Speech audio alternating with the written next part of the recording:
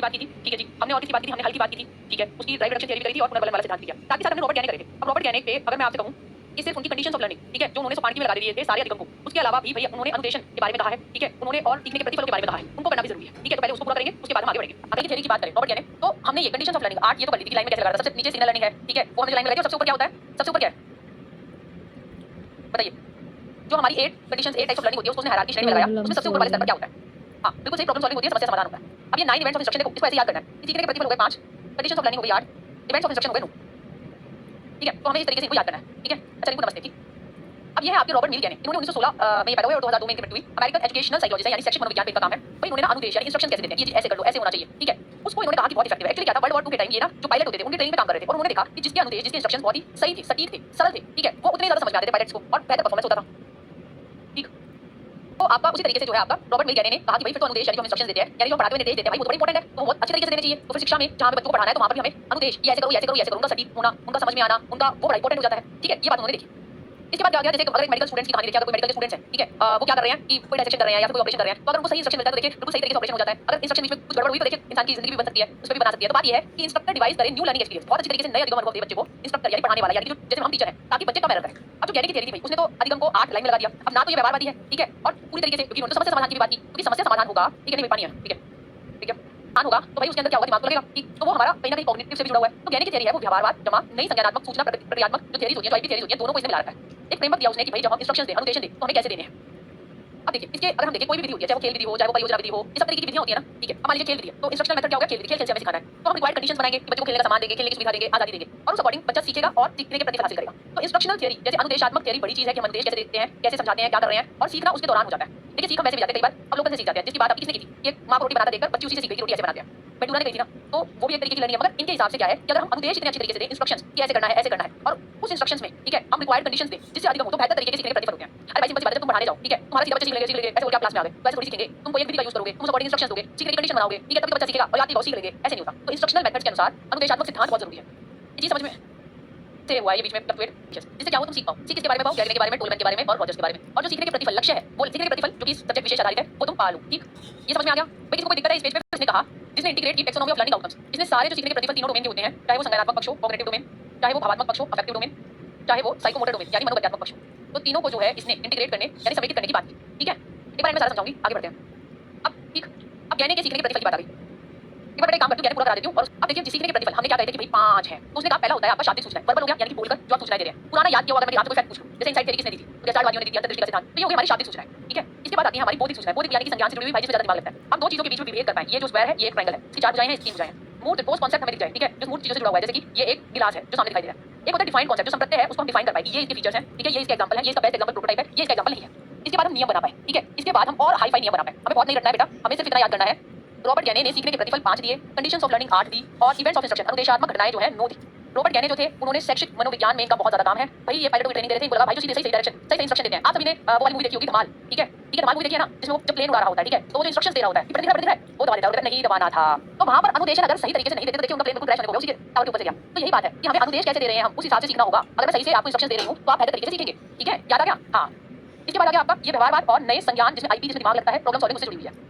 Instructions के design, अब भैया अनुदेश कैसे देना है उसके बारे में इन्होंने 9 इवेंट की बात की है, ठीक है। और अब जो अनुदेश देते हैं, जैसे मैं यहाँ पे अनुदेश दे रहा था वो, ठीक है, रिक्वायर्ड कंडीशंस थी कि भाई वो बचना है, प्लेन बचाना है, अधिगम हो जाए, ठीक है, ताकि सीखने के प्रतिफल यानी क्योंकि जान बच जाए। तो अनुदेश मेथड विधि बहुत जरूरी है। जैसे आप खेल विधि से बच्चे को सिखाना चाहते हैं तो आप वैसा सामान करेंगे। अगर आप डेमोंस्ट्रेशन मेथड प्रदर्शन विधि जो टीचर करके दिखाता है, शो एंड टेल मेथड, तो उसमें टीचर वैसी कंडीशंस बनाएगा। और हर इंस्ट्रक्शंस का हमारा मेन पर्पस ये है कि बच्चों के अंदर अधिगम हो जाए यानी कि लर्निंग हो जाए, ठीक है बेटा, समझ में आ रहा है ना? हां, हमारे यहाँ पर तो सबसे पहले होती है शाब्दिक जानकारी, जिसमें शब्द यूज होते हैं, जिसमें आप मुख्य यूज होता है वर्ड बोलते हो। इसके बाद हो गया इंटेलेक्चुअल स्किल्स, दिमाग से जुड़ी हुई, डिस्क्रिमिनेट कर पाना, ठोस कॉन्सेप्ट कॉन्क्रीट, वही जो चीजें सामने दिखाई दे रही है, पेन है, ठीक है, ये चश्मा है, ये माइक है, ठीक है। एग्जांपल क्या होते हैं, नॉन एग्जांपल क्या होते हैं, एट्रीब्यूट्स यानी उसकी विशेषताएं क्या होती है वो बताना, फिर नियम बनाना, फिर उन नियम से भी ऊपर के नियम बनाना। इसके बाद आ गया कॉग्निटिव स्ट्रेटजीज यानी संज्ञानात्मक रणनीतियां क्या होती हैं, ठीक है। देखिए संज्ञानात्मक रणनीतियां होती हैं जैसे कि मैं जो संज्ञानात्मक रणनीति मैं यूज करती हूं वो यूज करती हूं मैं कॉन्सेप्ट मैप, ठीक है। मैं संप्रत्यय मानचित्र बहुत यूज करती हूं कि कोई भी चीज मुझे याद करनी है तो मैं उसको कॉन्सेप्ट मैप बना देती हूं, ठीक है। हां, तो इससे क्या होता है कि मेरा अधिगम गाइडेड रहता है, मुझे ये रहता है कि हां ये टॉपिक था, हमने उसकी सारी बातें एक ही जगह पे लिख ली, तो मेरे सीखने के प्रतिफल को बेटर मैं अचीव कर पाती हूं, मुझे चीजें ज्यादा याद रहती हैं। एक होती है अभिवृत्ति, अगर हम किसी के प्रति सकारात्मक नकारात्मक किसी व्यक्ति वस्तु के प्रति या तो जीरो या सकारात्मक या नकारात्मक रवैया, ठीक है। अगर क्रिटिक जो है किसी की उसके प्रति पॉजिटिव एटीट्यूड है तो उसको बड़े चाल से देखेगा, जिसको नेगेटिव एटीट्यूड टाइम वेस्ट लगता है तो उसको बड़ा बेकार तरीके से देखेगा। और मोटर कौशल आपके स्किल से जुड़े होते हैं यानी शरीर से जुड़े हुए, तो मांसपेशियों की गतिविधि से जुड़ी शारीरिक गतिशीलता जैसे कि कार चलाना, ठीक। बेटा सारी बातें लिख लो, अभी कॉन्सेप्ट मैप बनाऊंगी और सबसे जैसे हमने सारी फिलॉसफी करी है वैसे ये चीजें होंगी। सिग्नल लर्निंग, सिग्नल प्यार का सिग्नल, स्टिमुलस रिस्पांस, फिर उसका चेन हो गया, फिर शाब्दिक संचार है, फिर डिस्क्रिमिनेट कर पाना, फिर संप्रत्यय बनाना, फिर नियम बनाना और उसके बाद समस्या समाधान करना। अब आ गए हमारे अनुदेश के आपके 9 स्टेप, ठीक ठीक। मैं दे रही हूं इंस्ट्रक्शन, मैं हूं टीचर, मैं बोल रही हूं, मैं तुम्हें अनुदेश दे रही हूं। सबसे पहले तुम क्या करोगे? रिसेप्शन, तुम गेनिंग अटेंशन। मैं ऐसे आऊंगी बेटा, आज हम ये करने वाले, 1 नंबर पक्का,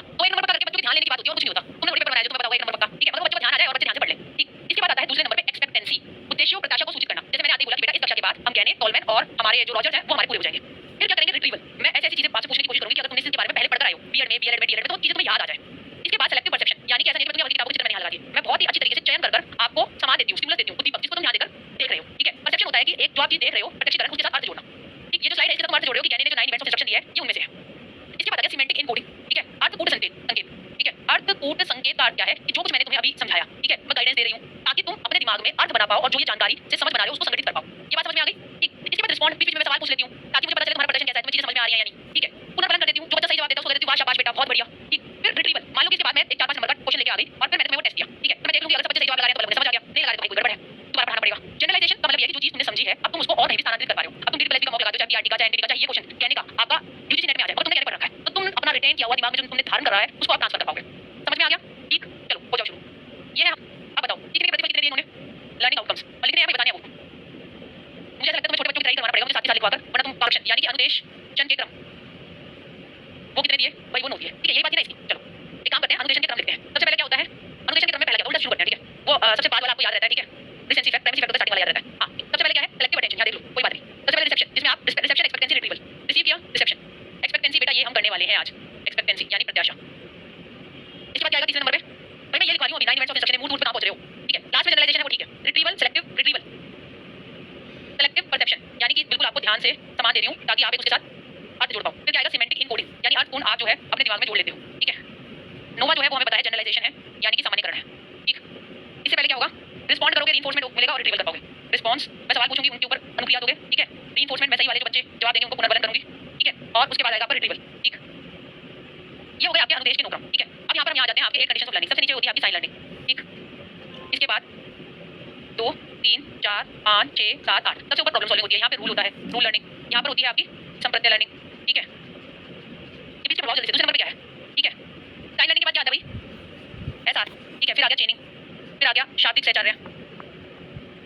ठीक, हमारा रह क्या गया, signal SR चेनिंग verbal discrimination learning. हाँ, फिर आ जाएगा आपका डिस्क्रिमिनेशन लर्निंग विभेदिक अधिगम। ठीक है बेटा, ये देखो मैंने यहाँ पर आपको जो पूरा रॉबर्ट कहने था वो एक पेज पे बना दिया, तुम्हें भी नोट्स ऐसे ही बनाने हैं ताकि आप पेपर में रिवाइज कर पाओ। ठीक है, बहुत ज्यादा मोटी मोटी। चलो ये है हमारे 5, 1 2 3 4 5 सीखने के प्रतिफल। ठीक, सीखने के प्रतिफल हमारे 5 कौन से हैं, शाब्दिक जानकार सूचनाएं, बौद्धिक कौशल। देखो शाब्दिक सूचनाएं, बौद्धिक कौशल। ठीक, जिसमें हमारे ये सारा आ गया। इसके बाद कि वो आया था ना पोस्ट कॉन्सेप्ट डिफाइन कर रहे थे। ठीक है, संज्ञानात्मक रणनीतियां, संज्ञानात्मक रणनीतियां कौन सी लगा रहे हैं, जैसे कि मैं कॉन्सेप्ट मैप लगा रही हूँ। ठीक है, यहाँ पे एंड में मोटर लर्निंग थी। ठीक, और संज्ञानात्मक रणनीतियों के बाद आपका था यहाँ पे एटीट्यूड ऑफ विट्टीजेस, एटीट्यूड। तो ये हो गया, यानी आगे समझ में सबने ईमानदारी से जवाब दिए हैं, ऐसा बनाना है। ठीक है, यहाँ पे आप ये और ये इस तरीके से आपको बना लेना, समझ में आ गया।